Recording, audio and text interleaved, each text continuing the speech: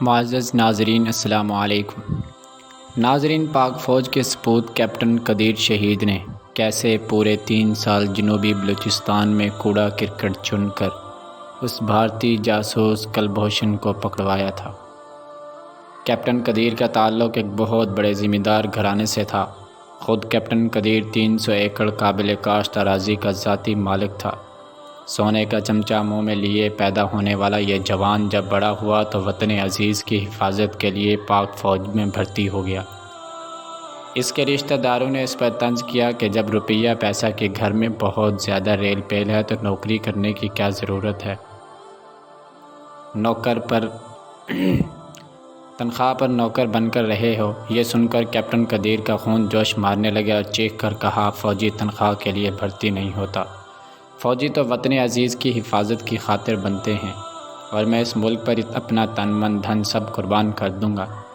یہی جذبہ لے کر یہ جوان فوج میں سیکنڈ لیفٹیننٹ بھرتی ہوتا ہے، مقابلے کا امتحان پاس کر کے کیپٹن بن جاتا ہے۔ اس کا جذبہ دیکھ کر خفیہ انٹیلیجنس ملٹری انٹیلیجنس میں بھیج دیا جاتا ہے، جہاں پر اسے بلوچستان خفیہ مشن پر بھیج دیا جاتا ہے۔ اس کے ذمے مشن بلوچستان میں را کا نیٹ ورک تلاش کرنا تھا اور دہشت گردوں کو ختم کرنا تھا۔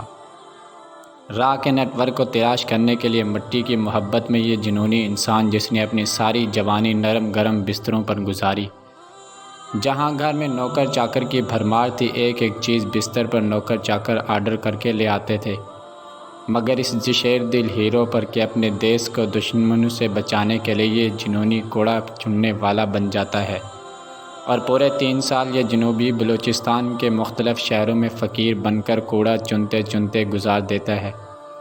اس کا بستر بھی کوڑا کرکٹ ہی بن جاتا ہے، پھٹے پرانے کمبل میں کھلے آسمان تلے گزارتا ہے، صرف دیس کی حفاظت کے لیے۔ آخر اس کی محنت رنگ لاتی ہے اور یہ را کے بہت بڑے نیٹ ورک کلبھوشن تک پہنچنے میں کامیاب ہو جاتا ہے۔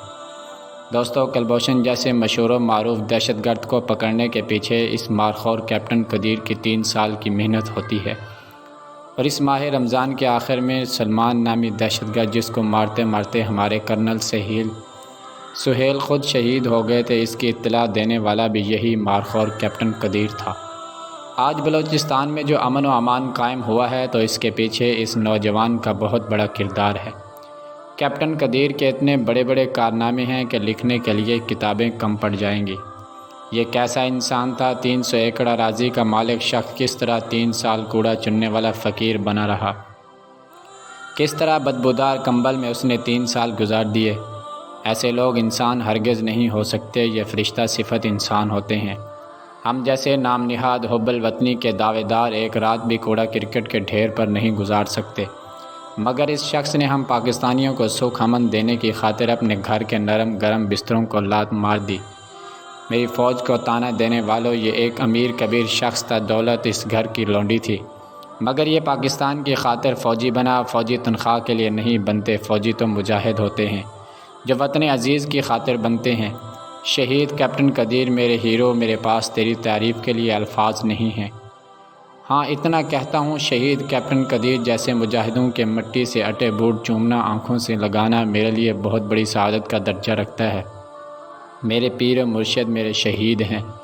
کیپٹن شہید، آپ کے کارنامے تاریخ میں سنہری الفاظ میں لکھے جائیں گے، خاص طور پر کلبھوشن کو پکڑنے کے لیے جس طرح آپ نے 3 سال کوڑا کرکٹ کے ڈھیر پر گزار دیے۔ ایک پاک فوج کے شہیدوں، ہم پاکستانی تمہارے احسان مند ہیں۔ مٹی سے اٹے پاؤں، میلے کچالے کپڑوں میں بھی اس کی آنکھوں میں ایک چمک ہے، جیسے وطن عزیز کی خاطر ہم نے کیسے کیسے خوبصورت شہزادے قربان کیے۔